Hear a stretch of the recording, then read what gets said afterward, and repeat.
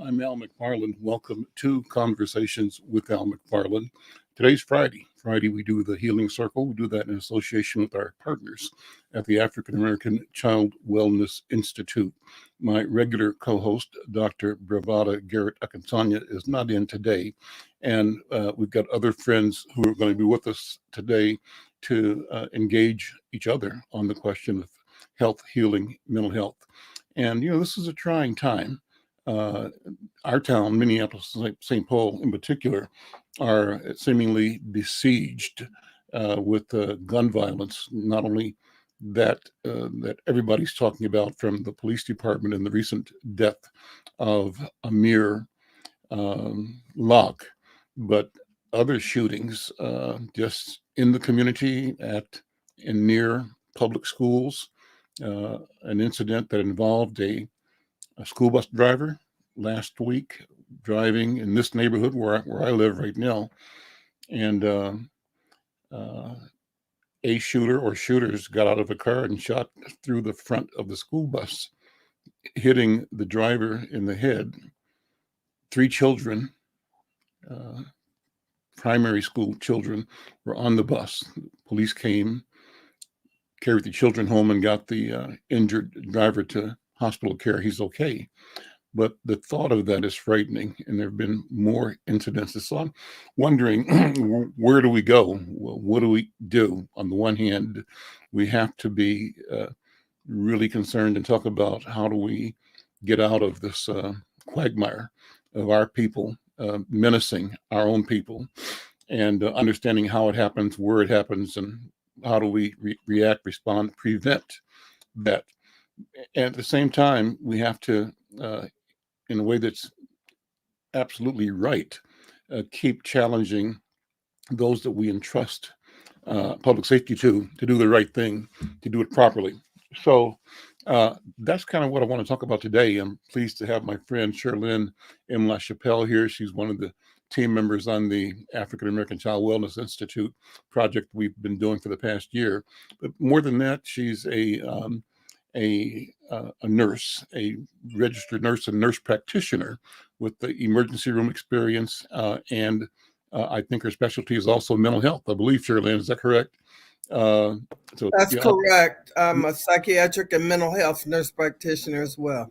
So great to see you again. So I wanted to tell people if let me turn my light on here because my camera is grainy. It says that might help. I'm nursing my allergies, so excuse me for that. But watching, if you're watching this on Facebook or any other social media platform, we'd love to have you involved in the conversation. So we'll be monitoring the chat on Facebook. And if you got a comment, a statement, an idea you'd like to share, please do that. We'll try to put it on the screen here. But Sherlyn, good to see you, my friend. Long time no see. That's true. Good to see you too. How have you been? I have been very good. I have been really working on being healthy, strengthening my body, which is really great. Mm-hmm. I'm happy I'm doing so well. I've focused on that with Pilates and yoga, and all I can say is it works. so keep on doing it, right? Exactly. Mm-hmm. Well, I wanted to just focus on this spate of violence we have. And how are you handling it as a professional, as a political activist, as a community activist? What's going through your mind as you survey the waterfront from both, the obvious attention that we're all giving to the death of Amir Locke at the hands of Minneapolis police, but that's just one. And in front of it and behind it, our people are being shot, killed. We're shooting each other, killing each other. And so how do you look at that entire array of things and make sense of it, just as a person, but then also as a professional, as a mental health professional? I look at many things, but the main thing for me, when I see our young people out on the street treating each other in a violent manner, I understand that that's anger and hatred turned inward. So I hate me and anybody that looks like me because the rest of society hates me. Hmm. And then the police reinforces that I'm not to be loved, liked, or cared about in their treatment of us. So one thing that I grew up in Chicago. We had gangs, they were shooting, they were doing all that. But one thing that really helped, there was an organization on the southeast side called the oh God, what was it called? TWO organization, and it provided jobs for youth. It provided tutoring, a place to go in the evening where you could use the gym, chess clubs, things like that. They had Girl Scouts, they had you name it, but they had training programs. Hmm. And that was the Woodlawn organization. That's what TWO Yeah. stood Right. for. Yeah. And that helped a lot. A lot of young people who had been in the gangs, after they got involved with the Woodlawn organization, a lot of them started seeing another way. You know, if you can get employed and you can get someone to mentor you, you can see there's a future for you and Hmm. that there's a different way to go instead of violence in the gang. Now, what I think can happen now or should happen now, there's a lot of violence going on. They arrest them, they let them go. Why are you just letting them go? Why don't you put them in a mandatory training program, a jobs works program where they literally, even if you had to put them out in Camp Ripley Hmm. and have some training programs out there where they live and they stay until their time's up versus sending them to prison. What does prison do? It hardens you, it makes you more violent, less caring about others. But a training program with counseling, therapy, and paying them while they're in the training program, money can go in the bank account for them so that they can see what's saving. They're preparing for a future they never thought they'd have. We really have to start doing things a different way because what we've been doing absolutely doesn't work. Yep. And once they break the law, you got them. You got them. You can literally put them in this environment where they could most possibly prosper. So, that's what I think should happen. But, I don't know everything. Well, I think that you're certainly on the right track, Sherlyn, because we all say that there's been a marked decrease in ways for young people to be involved, to be engaged. Number one, part of it caused by COVID. You couldn't do gathering and sports and things, but even besides that, there has been a general decrease, I believe, in attention being paid to after school and school support and youth oriented, even post high school, but youth focused activity that's productive and that's resourced properly, that guides people along their areas of interest and towards the workforce or college or whatever it is. And absent that uh, uh, system of support, uh, people do feel helpless and hopeless and try to Yes. find a place where they are valued. And often that's going to be with friends who are equally, Hopeless. disgruntled, upset, disinterested, and trying to find something to do, somewhere to go. And you get this culture that doesn't have any positive direction to it. That has to be addressed. And we've dropped the ball, I believe, on that. And I hear that's what you're saying. We've had a history of doing the right thing. Somehow we let it go. We let it go. And I have to shout out to my good friend Marvin Smith Yeah. and his company. They are training young people to do things in the construction trades. But while you're being paid, what Marvin's doing, and I love you, Marvin. Aaron, you know how I love Marvin. That's his wife. But anyway, I love you for paying them what union people would get. Yeah. I love you for showing them that they are worth that kind of money if they show up every day, learn the trade, so that then when they finish, they can go out, plan a future, get married, buy a house, do all those things that they never thought they'd be able to because they started making money like people in the trades do who are accepted, and Marvin has accepted them. Well, Marvin has been doing this a long, long time. He's Yep. now heading I think, the Association of Contractors in Minnesota, as well as running the business that does that. But the point you're making is that uh, we got to look at money differently in our community. The Yes. challenge is having money, getting money to us.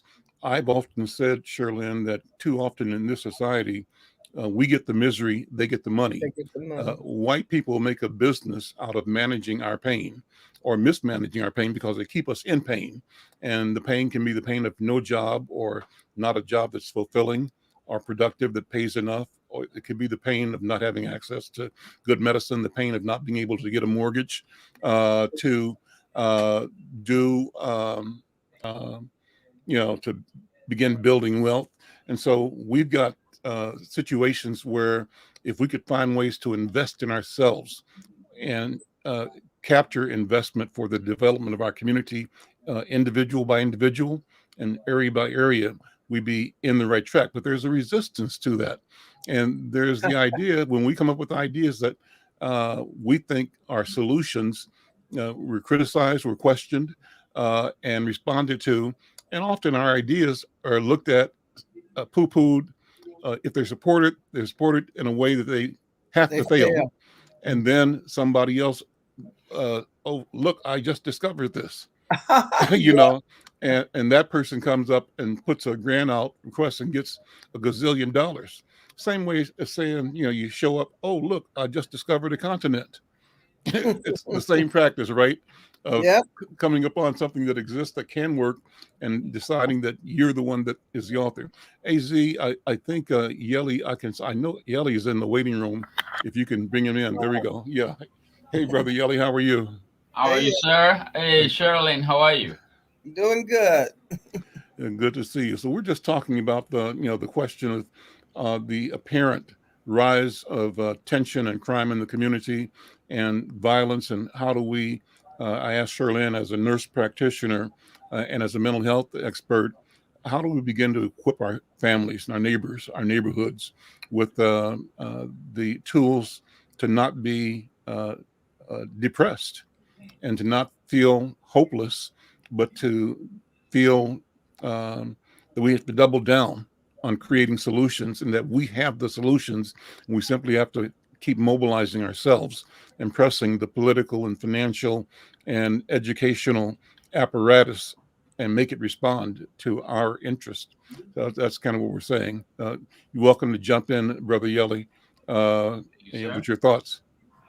Actually, earlier today, before the show started, and I'm sorry Mhm. for coming in late. Before the show started, I was reading about the young man, the quarterback at North High, Mm. young man that basically, couldn't make it as of yesterday. Mhm. And I kept thinking, there was supposed to be this group that patrols that intersection. Mhm. And at least that's according to the report that I was reading. Apart from the fact that I was so depressed because of this young man's death, Mhm. how many do we have to lose? People with, with aspirations, people with stuff to contribute to human being, to the human race. How many of them do we have to? So I'm not blaming the group that wasn't there. They said they've been there every single day except that day. Hmm. Is that a coincidence? Even whether it's a coincidence or not, what is going on in the community? Why is it? And I've been listening to your comments, both of you, and this issue about why people making profit out of our miseries. That's not new. Nope.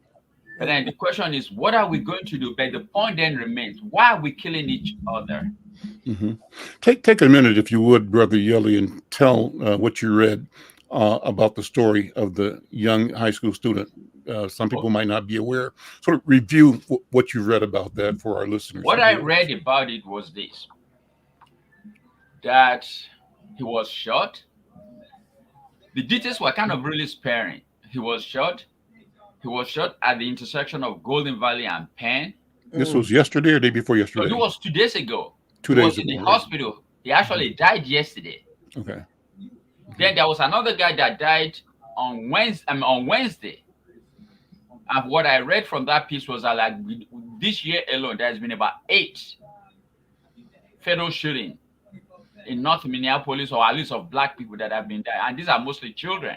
So what I read was that, you know, it was the coach that was basically announcing that this guy passed away. This young man who has so much to offer, who has so much. He was even almost like a straight A student. What else can you ask? That's what I read. You know, frankly speaking, you know, the details of what I just kept thinking. This kid had parents, had siblings, had classmates. It's just the loss to all those and to the community itself. That's basically what I was able to get from the news. Everything else is just like blurred to me right now because I was just so depressed about the whole situation. I'm like, just what can we do to stop this insanity? Well, I think that's the question of the day. You know, what do we have to do, and how do we do it? So I'm going to ask if there's somebody listening that wants to be in the conversation, either on Facebook or on YouTube. Send us a note. We'd like to bring you into the conversation. Dinah, thank for your comment. Others that are listening, give us some feedback, suggestions, ideas. Challenge us if you have information that you want to share. Put it in the comment section, either on YouTube or on Facebook, and we'll share that. And if you want to be on the program, we can send you a link. We'd love to have your voice, to have you participate. Any other reaction, Sherlyn? You know, when you have that question, what can we do? Question though, before Sherilyn answers you, when Go you ahead. asked me what did I read in the report, Yes. what was your intent? Well, just to let people know the details. Okay. I think that there's a lot going on, and frankly, you know, there have been so many fatal shootings in the past several days. Yes. I wanted to, a person might not be watching the news, or and people who are not in Twin Cities who may be listening won't know the details unless we tell Okay, them I what got you. happened. Yeah, and I think the country is aware of the shooting last Wednesday, I believe, in downtown Minneapolis, Yes. shooting of a 22-year-old named Amir Locke. Yes, I And heard. he was killed when the Minneapolis police were serving a no-knock warrant.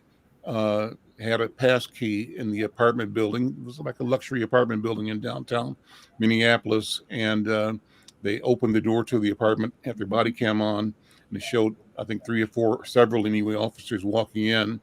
And this young man, Amir Locke, was lying on the couch in the living room of this apartment. And I wrote that note to someone, Yelly and Sherlyn, just the irony of being asleep in the living room. He was in the living room where he died, right? So anyway, no longer a living room. So that has captured the attention, because the question is, people were saying they thought our city had put a moratorium on Exactly. that kind of search warrant. And so that discussion is going on. But then even around that, there are many, many more violent incidents happening in the community, and many of them involving children, as you said, being shot or shooting each other. That incident itself had to do with a murder a week before, for which a 17-year-old has been arrested, and which is what instigated the raid to the apartment building in downtown Minneapolis. So here's a 17-year-old who's a cousin of the person that was killed, and now he is in custody. So back to the question about our culture right now, the culture and the escalation, and how do we deal with it? How do we explain it to ourselves, and where do we go? So that was the question. So if somebody's listening and wants to weigh in on this, we'd love to have your comments. You can either send us a note on Facebook or on YouTube. and send me an email, and I can send you a link to join the program uh, directly. My email is al@insightnews.com. I'll be watching for that. And if something comes through, I'd be glad to send you a link to bring you into the program. Shirley, other thoughts? I look at this. I do a lot of thinking about these things, Al. I really do. And I think we need a holistic approach. When I was doing my internship at Park Avenue Center, which is a drug and alcohol treatment program as well as psychiatric, uh, I thought about how can we help people to help people who want to get off drugs, who want to turn their life around. And we do things piecemeal. Say I'm on drugs. Well, it affects my family. If I'm married, it affects my spouse and my children. Why do we only treat the addicted person? That's half treating. Why don't we have somewhere, again, I think Camp Ripley's great. I used to be a Buffalo Soldier, and we would take kids up there on the weekend Mm-hmm. and introduce them to canoeing, horseback riding. And these were kids who were in trouble. And by the second week of going up there, that first they fought us coming down, but on the way back, they were happy. They were kids again. So, Camp Ripley, we could have buildings built there. They're not using it for too much now, with apartments so that families could go. And the person who needs treatment gets treatment, job training, all of that. Because when I was at Park Avenue, the women and men we had, they just want to get out of here so I can get back to my family. Mm-hmm. So, in other words, they're just in a hurry, just whatever I got to do to get out of here, even though it's not going to stick. But what if we provided that? They were there with their family. The family needs therapy too, because they're going through a lot, living through that drug experience of a loved one. Great time for tutoring and therapy for the kids and the spouse or the partner. Great time for job training and mentoring for the children, mentoring for the parents, teaching them how to parent. You know, we put somebody somewhere and we give them therapy, talk to them about being off drugs, maybe give them some Suboxone, but none of this has changed, and all the stressors while they're there, they're only half in because they're worried about everything that's out there, and I got to get out of here. So that needs to be removed. I just think of things in a holistic manner. If I'm going to be successful, I need food, I need shelter, I need a job, I need people who care about me, and I need health care.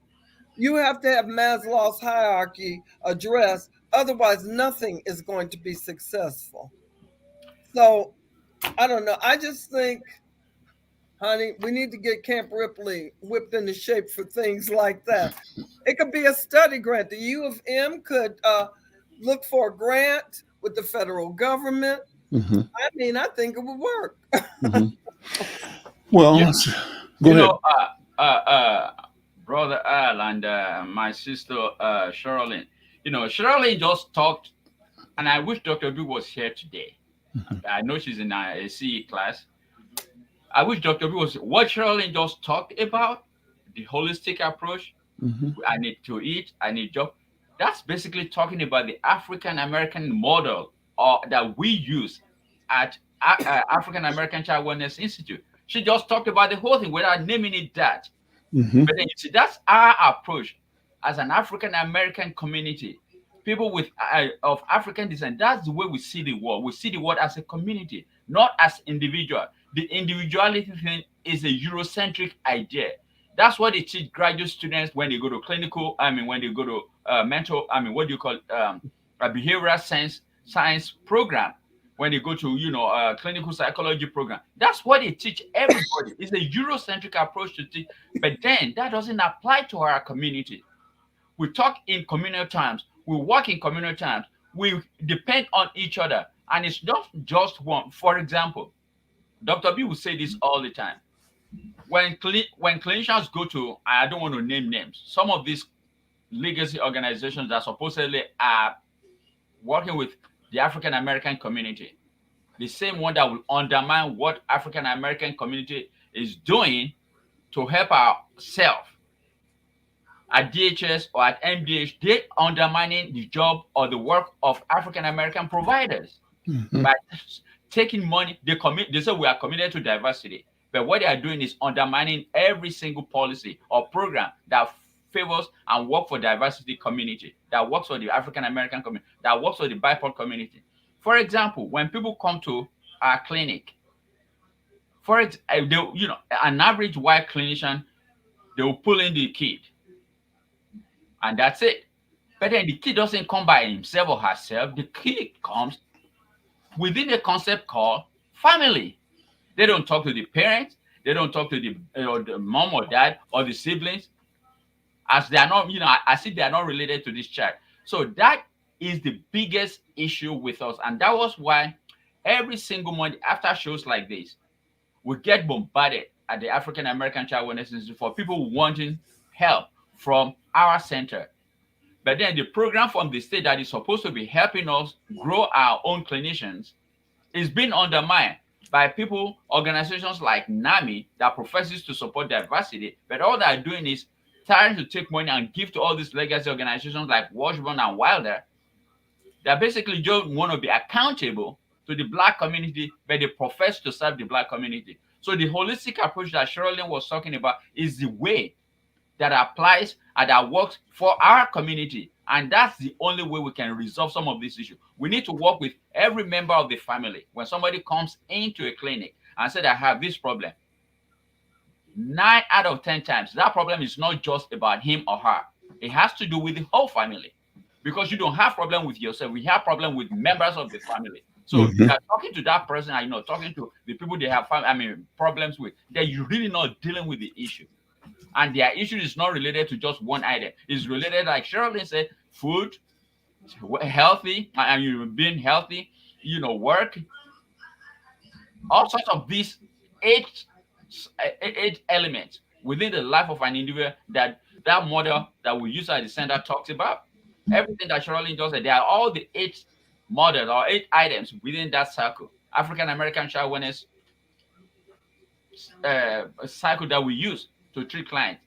So again, when the Eurocentric way of thinking, Eurocentric way of behaving, Eurocentric way of treating African Americans is what people are expecting us to use, then we're going to continue to fail until we have our own way of dealing with ourselves.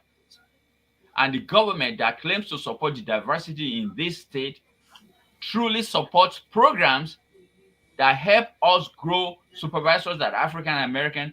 You see, a lot of people think that just because you're African American, when you go to a school, to all these schools that are majority white, they're going to treat you the white way of dealing with things. So Black people, just because they are Black, doesn't make you culturally competent. You have to be taught by people. You have to be deliberate in the teaching of people, including white and Black, pink and yellow, on how to deal with us. Until you do that, we're going to continue to fail. And if government truly believes in helping us, they need to fund programs that help us do that. I want to shout out to Rosalind Robinson. This is my sister. She sent a note in saying on Facebook, maybe we need a barrage of services like Marvin Smith's program and like Miss LaChapelle mentioned, but we need this before young people catch a case, and maybe that would change the trajectory. I think good. Thank you for the comment, Ross. Thank you for watching, and hi to you and my sister Patricia and my mom, Queen Mother McFarlane, all there. Thank you all for watching the show. I think you're right. I think, but it's not a question of before they catch a case or after they catch a case. It's a question of everywhere. We need the services before, and we need them during the crisis mode that people find themselves in, and we need them after, as they try to come to restoration in the community. Yeli, as you were speaking, it reminded me, it took me right back to what I call the wonderful experience I had in Ghana. I went there as part of the Stair Step Initiative some long time ago, but we went to a court in Accra. It was a regular court, and I wrote about this because it was almost like a caricature. It was, the formal civil court. The judge had the flex hair on, flex, Mm-hmm. and then the robe. The wig. Yeah, the wig, George Washington wig, right? And I Yes. think the lawyers might have had them on too. I'm not sure, Yeah, but it's a colonial mentality thing. we were sitting there saying, this doesn't make sense. The image of it Mm-hmm. doesn't make sense. We know it's all about decorum and institution and posturing, but there was something that didn't make sense about it. Why are we here in a black country, black people, black defendants and black plaintiffs in an argument? Black lawyers both prosecuting and black lawyers defending, and a judge who's black, and everybody in the audience was black. It's a kind of civil dispute. But why was the trapping for this transaction, this activity, a mirror of white people? British.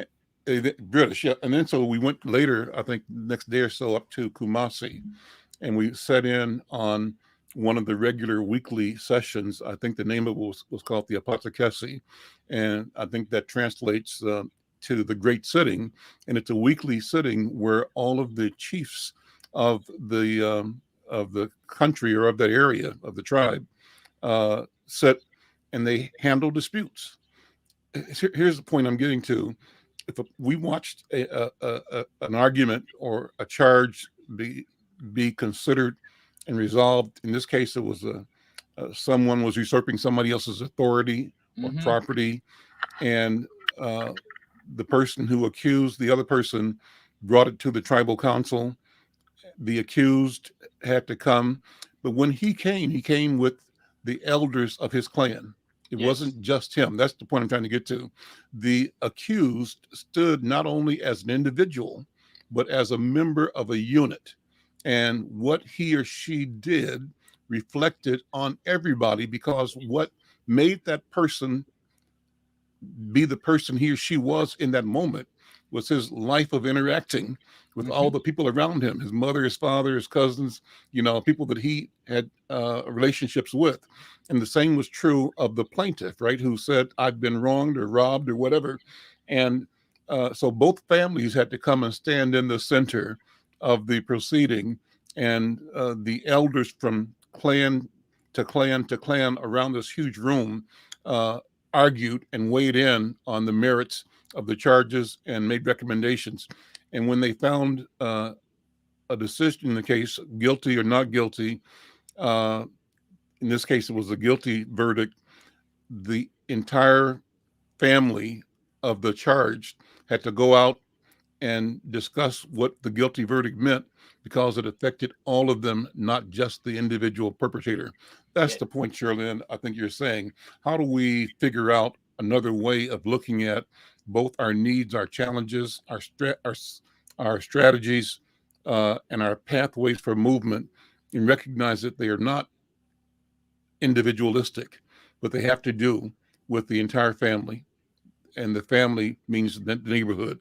Neighborhood means the community. How do we create that that connectivity between us and among us, so that we're not lone wolf actors, so that we are acting both aware and guided by, even restrained by, or propelled by the families that we come out of? Our honor is a part of this conversation. So, and then, as you were saying, Shirley, get kids over to Camp Ripley, the base. I had once had this idea, because I so enjoyed the visit that we had with Stair Step into Ghana. Wouldn't it be phenomenal if we could take hundreds Yes. or even thousands of children from this community as a Yes. rite of passage to sit in a community circle and have an exchange as well? Students from there come here, so we begin to know each other in a Yes. legacy and historical and cultural context and begin to talk about different ways of being with each other that don't involve killing each other, that involve seeing the goodness, the greatness, the godliness in each other and building on that. That's what I think. What do you think, Brother Yelly? Well, I've been everything you've said. Every time you said it, I want to say something about it. Every time you said, I want to say something about it. So I've been, I've been basically just waiting and waiting and waiting. You see, one thing about African countries, and I don't know about every country in Africa. Mhm. Please, that's what do you call it? Uh, Generalizing.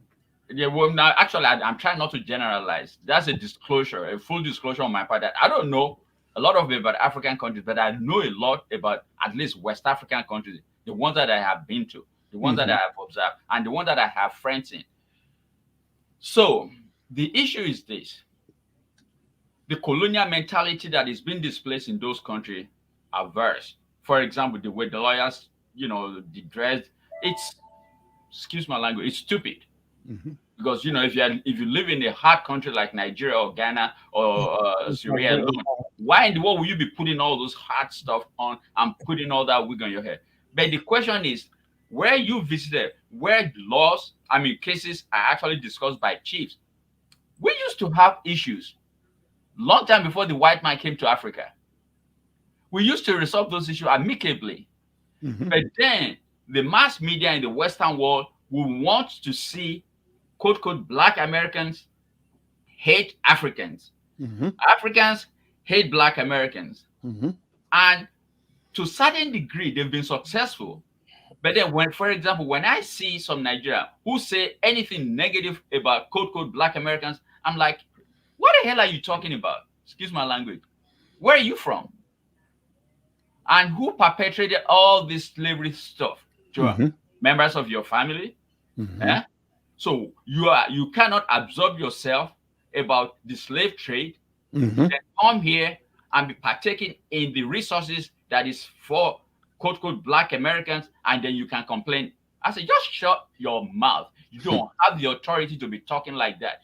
I do that all the time. But what really gets me though is this. We continue to we continue to see this hate among each other. People saying black Americans are not Africans, Africans are not black Americans. Regardless of what anybody says, what is in your gene is your gene. You cannot change it. If Mhm. you are stupid enough not to see that, then you need to go back somewhere and go learn your history. Mhm. The issue then becomes when you say that, if we can take these young kids as a rite of passage to observe what is happening in those societies, we'll be more than better off. But then the mass media, the Western mass media, they don't want us to do that Nope. because it is a divide and conquer rule that they've benefited from and they continue to do it. As long as we remain divided, then they benefit. Until we realize that and start treating each other as brothers and sisters that we are, you cannot contest it. And I don't care who you are, you Mhm. cannot contest that. Until we see ourselves like that and relate to each other like that, we're going to continue to have problems. I'll tell you one more thing, real quickly. Go ahead. Take your When time. I go to the Take your store, time. yes, when I go to the store and I see children misbehaving, especially black children or African children or African American children, when I see them misbehaving, I stop them right in the middle of the store. I say, you need to stop misbehaving. And you need to either listen to your mom or listen to your dad. Your dad is doing this, your mom is doing, they're trying to take care of you, and you know what? They just stop short, like in the middle. They just say, sorry, they behave. But then, how many of us are willing to do that? Because Mhm. I've seen in some cases when I say that to some kids, their parents just look at me like, "Who the hell are you to be talking to my children?" Mhm. But those are the exceptions. Most of the children and most of the parents they thank me, and even some Caucasian people, I will do the same thing to them, and their parents will come to me and say, "You know what? What you did to that child was not only excellent. Thank you for doing Hmm. it, and thank you for for having the courage to do that." But then that's the way I've always seen everybody. If like I've said this, I don't know whether it's on this show or not. if people truly believe that Adam and Eve actually are the first two parents in the world, then anybody who is racist, anybody who doesn't believe that we are brothers and sisters, is either, I don't even want to use, ignorance is not strong enough. You know, if you believe that, if you study the Bible, for people who believe in the Bible or who believe in the religion, if you study the Bible and you believe that Adam and Eve are the first two creators, creations in the world by God, and everybody else, their linkage is to those two people. How in the world can you hate somebody because they migrated from that Adam and Eve spot, either southern or northern, where the condition in those places require that their skin is able to protect them from the ravage of the weather. If you believe in the Bible, then you know we are all one people. Right. And if you believe that we are one people, why will you be doing something that is racist, that has negative impact on other people, and you benefit from it? Like this judge who signed that warrant. The city is supposed to be in a moratorium about no knock warrants. no knock warrant. How in the world did they get him, that racist judge? How did they get him to sign that? A lot of people are going to answer for that. But then that's what we have.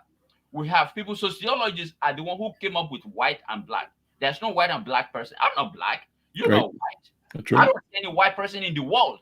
And I don't see any black person in the world. Nope. But then sociologists came with those to rationalize their behavior, to rationalize their slave trade, to rationalize making other people inferior while they take advantage of them. So having said that, we really need to see each other as equal. We need to start treating each other as equal. And the people in the black community, especially in the black community, we need to teach those children.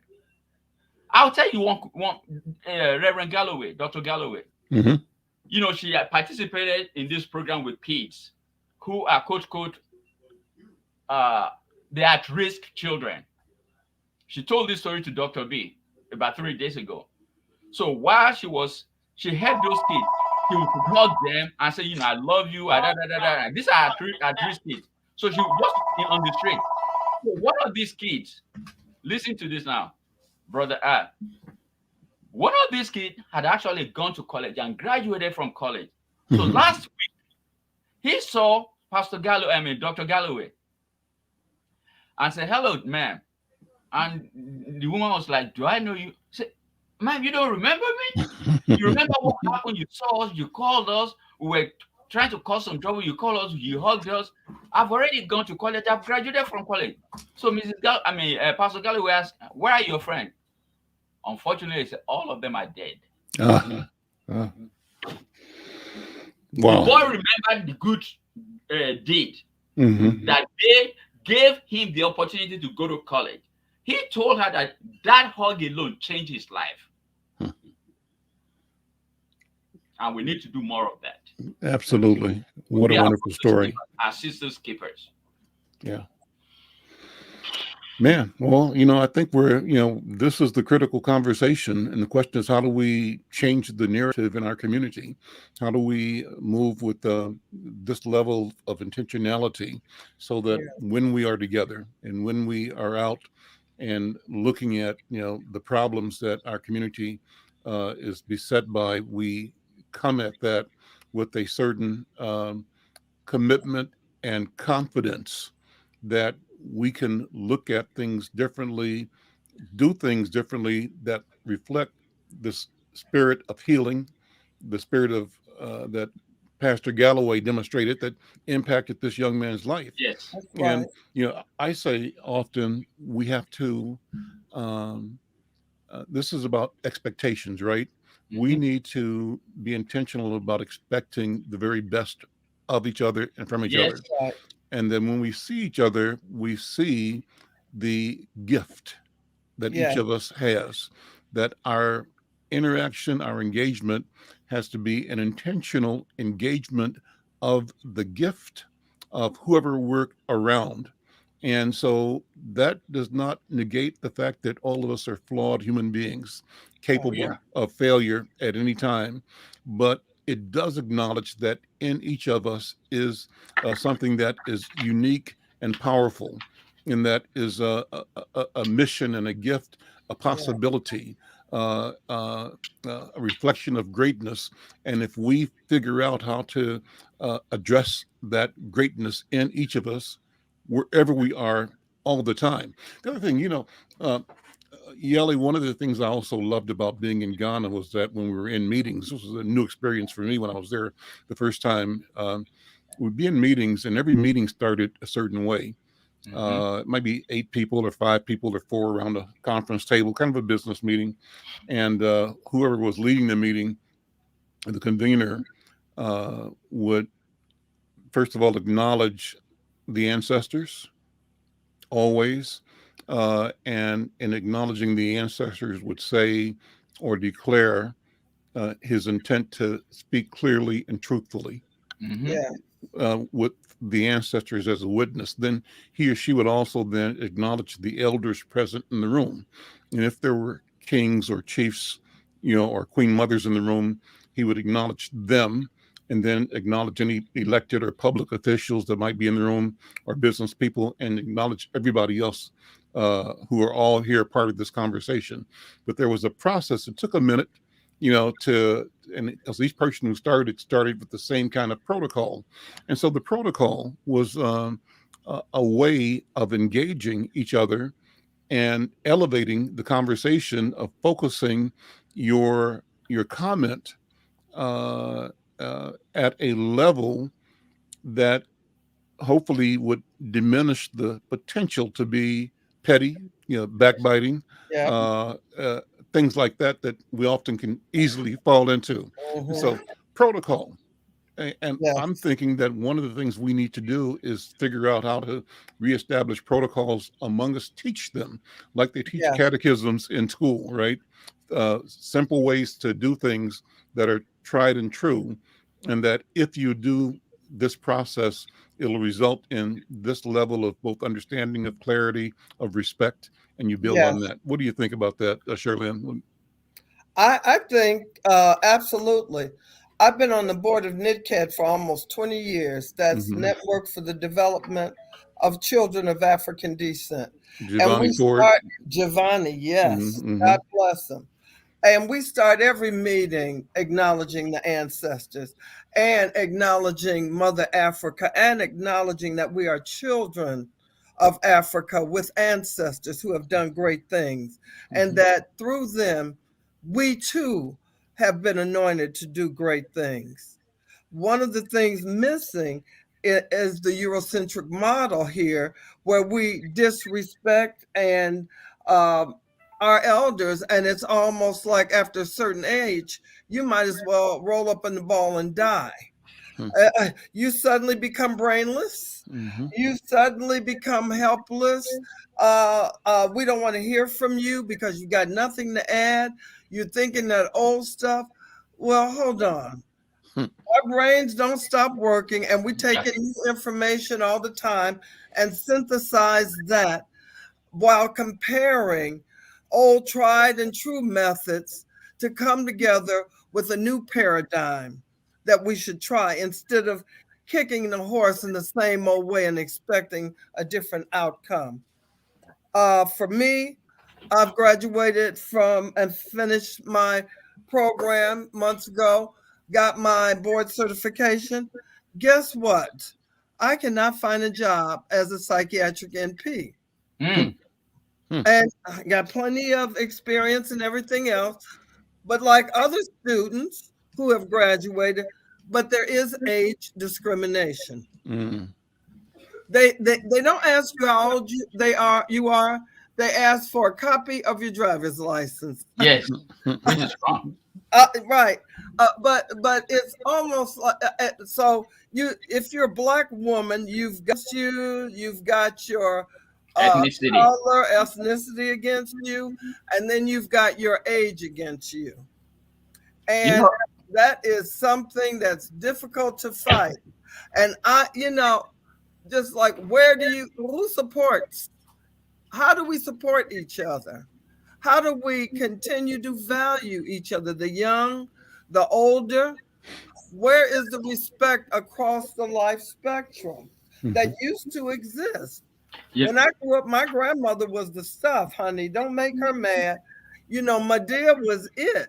yes. And all of us grew up. Our grandmother was the wisest person, a Yep. grandfather. You wanted to know something, you talk to your grandmother. You Mhm. know, You had a problem, you talk to your grandmother or your grandfather. This is how you get out of that. We don't do that anymore. We discount all their information, all anything they've got to say. We don't want to hear it. you know what's so strange? Everything that Sister Sherilyn was just talking about. From both of you, if you watch this, you guys are older than me in age, but you are my friends. If you watch the way I talk to you, I don't disregard you. I respect both of you a lot, but then that's because of my upbringing. I'll tell you Yes, this: my dad, my own father, had a mother. Okay, when we got in trouble, when we were very young, when we got in trouble, like real trouble, and you know you're going to get some real punishment, we'll run to my grandmother's house, tell on ourselves. Mhm. We'll tell on ourselves because we know they can come back to our house, talk to my dad, or stop my dad from touching us. Guess what?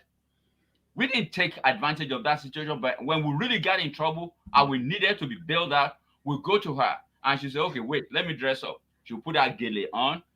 She will take us, we will take us home. And you call her own son, my dad. I say, Ayo, well, your son or your children or so came to me. They claim, they confess that they did this. I've already punished them. Hmm. I said, now I'm telling you, don't touch them. Hmm. They've already been punished. Guess what? My dad, as strong as he, as well as he's regarded in the community, he will not touch us. But then we didn't take advantage of it. That's because of the respect that he had for his own mother. Mhm. That's because of the respect I had for my dad. I was so Mhm. scared that I was going to get, just lambasted. Guess what? I had a trump card. I ran to my grandma, who is the elder of my dad. Mhm. And my dad will not touch us. If we can teach that, you see, that's the African way of dealing with people. Mhm. Age is just a number. But age in Africa or most part of Africa is treasure. Hmm. I know people who will claim to be your bro, your senior brother or sister, by if they're older than you by 2 or 3 days, Mhm. because they know what that means to you. It's respect. Age is respect. Age is wisdom. Age is what the society needs. But like Sherilyn was saying, here in this country, when you get to certain age, they just discard you like you're some material. No, we cannot afford to do that. Those are treasures. You guys are treasures in the community. I consider you as treasure. When you tell me stuff, I listen. Mhm. Even if I don't like it, I still listen. And I Mhm. have to think about it. Well, what about if I'm taking somebody who's younger than me and I'm trying to help them that they don't listen? You see, I have all of those communal thinking in my head. Every time I see you, every time I see Sherilyn, and every time I relate to you, that's in the back of my mind. I cannot afford to insult you. I cannot afford to mistreat you. I cannot afford to even curse in front of you. If I'm going to do that, I'm going to say, if I really want to do that, I have to ask for a permission to do that. Mhm. That's respect that is lacking in our community right now that we need to reinstitute. Mhm. Good comments. I totally agree. And so, I think a conversation like this, again and again and again, hopefully can move us in that direction. There must be ways, like you said, over in CAD, Sherlyn, where people are being trained in the protocol. I think that is the case over at Harvest Prep. Yes. The part of the training inside that Harvest Prep series, or it's a collection of schools actually. Harvest, yeah. yeah, but they have a cultural competency practice that is built on developing, identifying, naming, and demonstrating that code of respect. Afrocentric The values. process, yeah, yeah. So I think you're right. Can I I think bring can I bring something up just when you mention please harvest? go ahead. You see, Harvest Prep is a charter school. Hmm.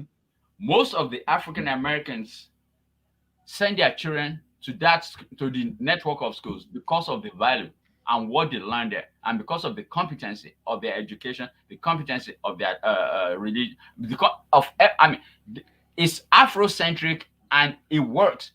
Students who get out of those schools, they do better in life. That has been demonstrated. So that, guess what? All this money that is flying all over the place about ARPA funds and da da da da. Hennepin County got some money. No, School linked no. funding. It's heartbreaking. Hold on one Yeah. second. Okay. They got funding for school link programs. Dr. B and I went to that request for proposal meeting. You know what they told us? Listen to this.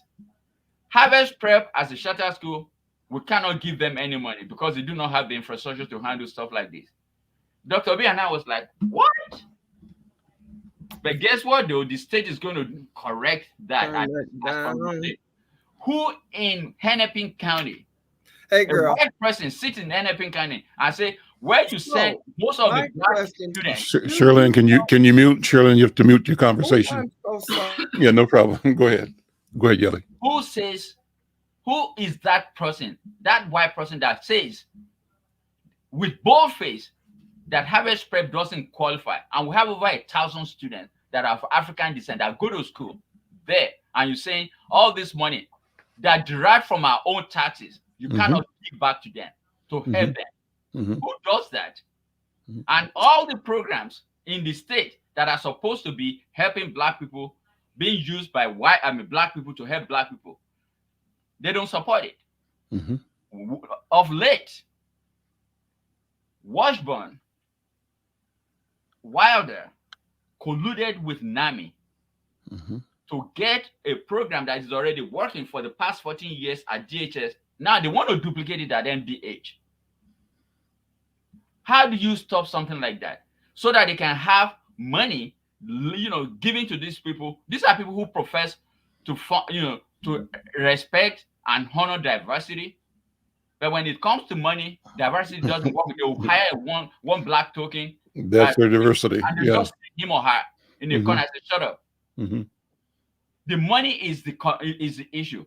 When they don't support the programs that work for black people, that is instituted by black people, that is headed by black people. No, they want to create, and they've already created that. I already told them, the history is not going to be on their side. And this is going to blow up in their face. Good point. Well, that goes back to the point I said earlier, Yelly. Too often, and we have to keep talking about it just the way we are talking about it now, plainly, and naming the names. Too often, they get the money, we get the misery. Yes. They seek and organize resources, funding for their children, their cousins, their neighbors, their people from the Iron Range. They train them to be experts on black people, people who have no connection. They come in and do 8 hours and then leave, but they're not part of our community. And what we have to do now is insist that all of the revenues associated with the so-called problems, the revenues have to be directed through and dispersed through asset or organizations or programs in our community, created by our community to serve our community. We have to watch the money. And if the money is not being watched, we're getting lip service and we're being disserved. Well, listen, we're at the end of the hour, but this is a good beginning. I guess I would like Hillary Thomas left a note saying great reflection on the judicial way in Africa. And thanks, Rosalind, for your comment and others as well. But we want to expand this conversation. I really want to figure out how we can have a conversation about revenue streams, about problem solving money, and the problem of our people, our organizations, our businesses not getting the money we need to solve the problems in our community.